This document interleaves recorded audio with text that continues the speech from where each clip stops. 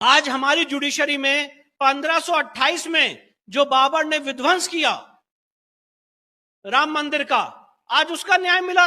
आगे चल के आने वाले समय में ज्ञानव्यापी का न्याय मिलेगा, संभल में न्याय मिलेगा, भोजशाला में न्याय मिलेगा।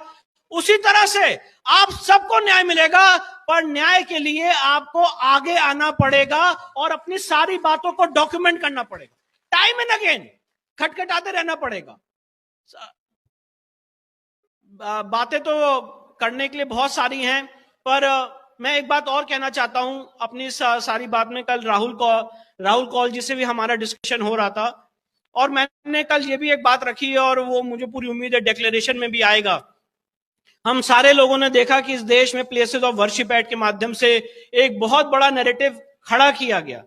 तो आज समय की जरूरत है कि जो उन्होंने नैरेटिव खड़ा किया है, उसी नैरेटिव में उनसे सवाल पूछा जाए।